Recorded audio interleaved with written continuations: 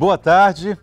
Começa agora mais uma edição do Gazeta Entrevista, neste dia 13 de maio de 2021. 13 de maio, vamos lembrar aqui, uma data importante para quem lida com a militância do movimento negro, né?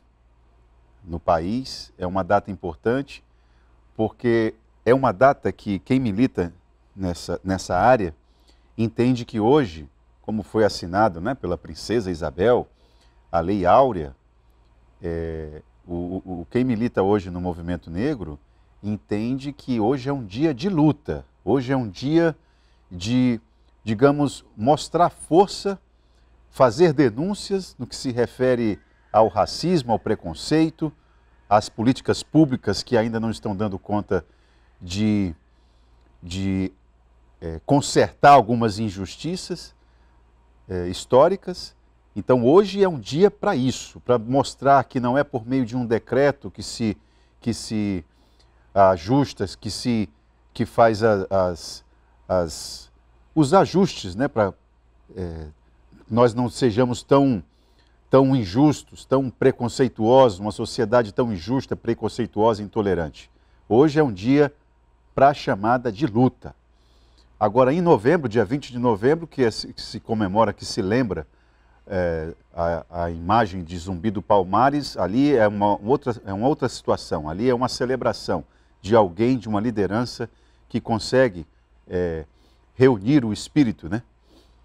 Compartilhar o espírito de luta pela injustiça. Agora, hoje não, hoje o movimento negro em todo o país tem uma agenda que é uma agenda de cobrança ao poder público, para que o poder público faça o que tem que ser feito, que tem muita coisa ainda para ser ajustada, para que a gente possa ser menos injusto do ponto de vista das questões relacionadas à raça, né? Tem muita coisa ainda para ser ajustada. Bom, vamos conduzir aqui os problemas do nosso barranco, porque nós temos muito a fazer por aqui também. Do ponto de vista político, há muitos ajustes também por aqui para que a gente possa ter uma sociedade um pouco mais igualitária, um pouco mais equilibrada.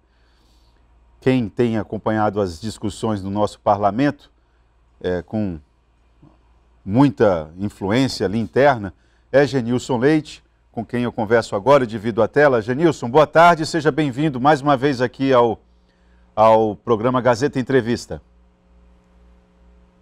Boa tarde, Taan. Primeiro, agradecer ao convite, fico honrado com mais um programa Gazeta Entrevista, e fico à sua disposição para as perguntas que você achar necessário, e também uma boa tarde a todas as pessoas que neste momento estão nos assistindo aí através da TV Gazeta. Deputado, nós vamos já conversar a respeito das questões relacionadas à Covid-19, a vacinas, vamos chegar nesse ponto da agenda. Agora, antes, eu queria saber do senhor o seguinte, em relação ao trabalho ali no parlamento. No que se refere à CPI da educação, ou às CPIs da educação, deu a lógica, deputado? Olha, Ita, o governo, né, com a força que tem, né,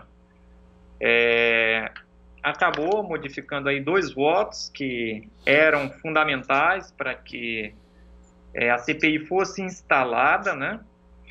Nós tínhamos 9 votos, a CPI é um instrumento das minorias, significa que 8 votos você pode instalar, porém dos 9 votos foram retirados 2 e ficamos com 7 votos. Sobre se deu a lógica, eu acho que não, eu acho que tudo tem um preço, né? Tudo tem um preço, tudo tem um significado, e se o governo fez essa movimentação toda para que não houvesse essa investigação da Assembleia acerca do que está acontecendo, o que aconteceu dentro da Secretaria de Educação, é porque deve ter algum problema. Mas, enfim, vai ficar a critério da Justiça do Acre, que já está cuidando disso, e esse instrumento político não acontecerá, porém a população está observando, está vivenciando, acompanha hoje através de todos os canais, quer seja a televisão ou as próprias redes sociais, os acontecimentos da política acreana. Agora, então a população também terá a sua oportunidade para fazer os julgamentos. Deputado, esse episódio envolvendo as CPIs da educação, você agora está na condição de parlamentar estadual, deputado estadual. Na sua análise, esse episódio fortalece aquela ideia de que quem senta na cadeira de deputado legisla em causa própria? Olha, eu acho que isso é uma máxima que não pode ser aplicada porque de forma homogênea, porque houveram aí, né, vários parlamentares que assinaram a CPI e mantiveram, apesar, né, das pressões, apesar das conversas, né, o seu posicionamento. Então, o legislar em causa própria não pode ser uma máxima aplicada a todas as situações. O senhor também considera que a mesa diretora da ALEAC, ela acabou tornando o cenário permissivo para uma atuação eficaz do governo? A mesa diretora deixou?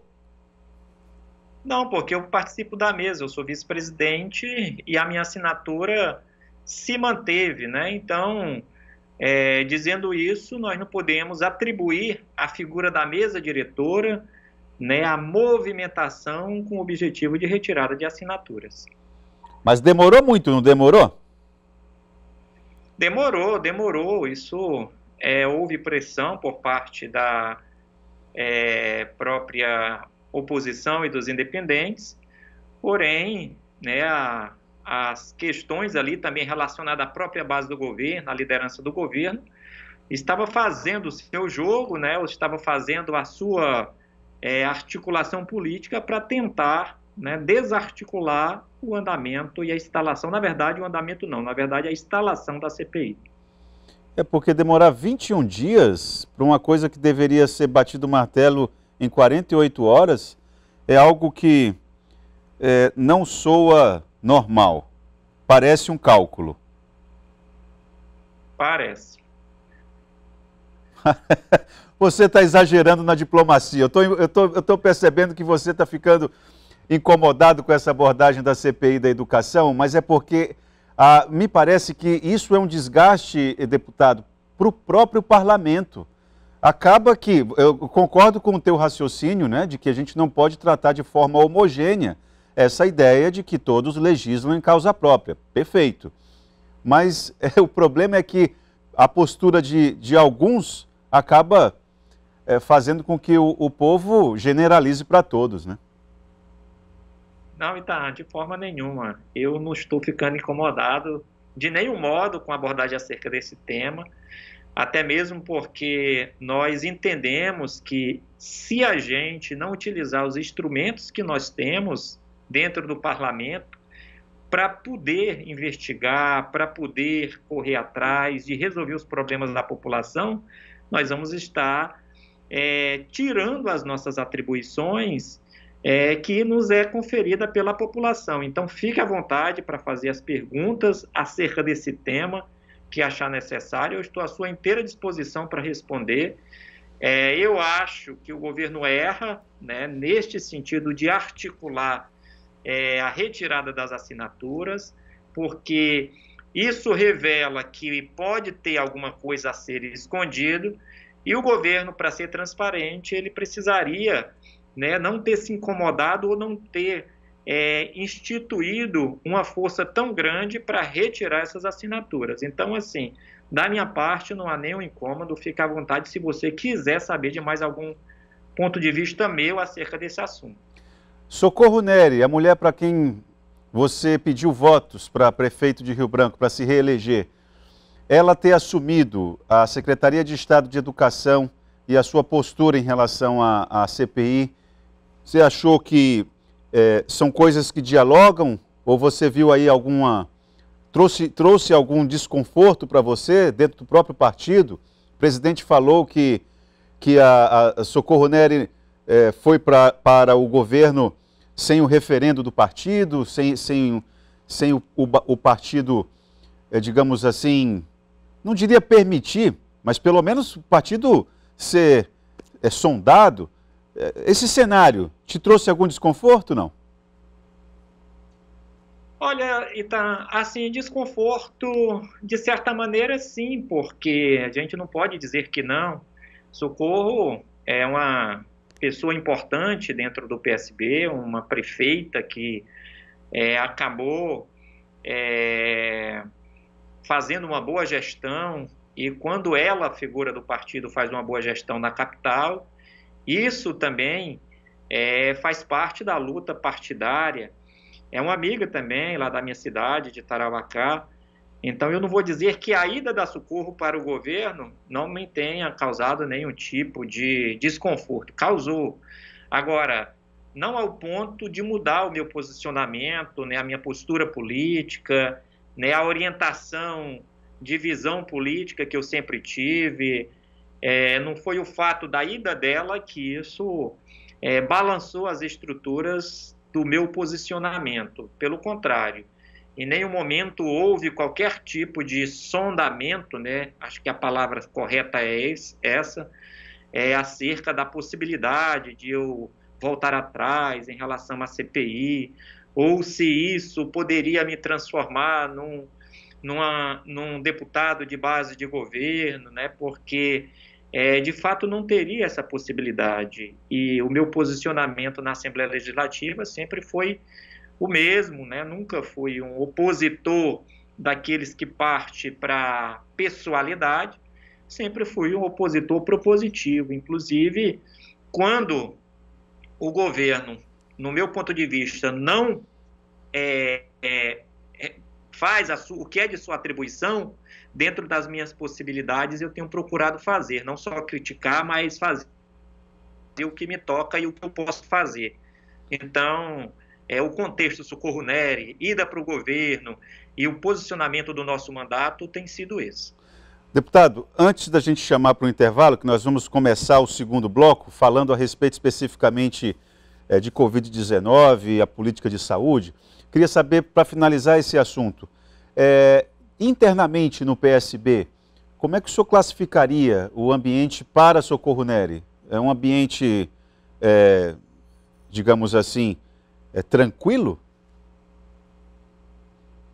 Não é um ambiente tranquilo, porque a Socorro, ela é parte do nosso partido, e não é qualquer parte, é parte importante, que acabou tomando essa decisão, né, de ir para o governo, e que muito provavelmente é um governo que dificilmente, não vou dizer que será impossível, mas dificilmente o PSB irá compor no sentido de sigla, no sentido de fazer uma composição política, né? Estou falando dificilmente, porque os ventos, né, aqui no nosso estado e também no Brasil estão soprando em outro sentido.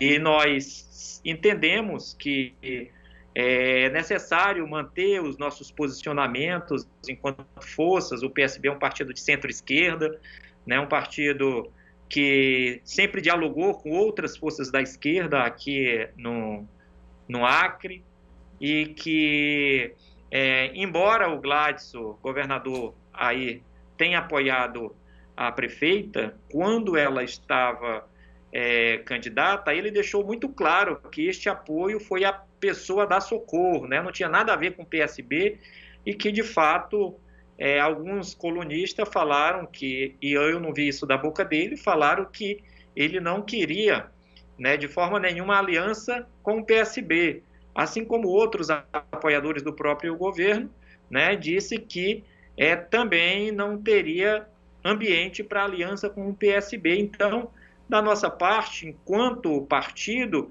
as coisas estão muito claras. Nós temos algumas, né, as afinidades. Então, aí, a Socorro ao governo acabou, né, nos colocando, e o posicionamento do governo no campo em que a gente tem que estar.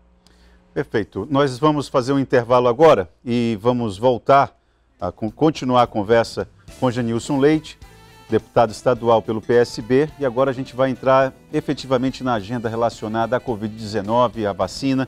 Janilson que esteve em uma agenda no interior do estado e parece que o cenário que ele viu, como médico infectologista que é um cenário preocupante. Nós vamos fazer um intervalo agora e já voltamos com o Gazeta Entrevista, continuando a conversa com o deputado estadual Janilson Leite.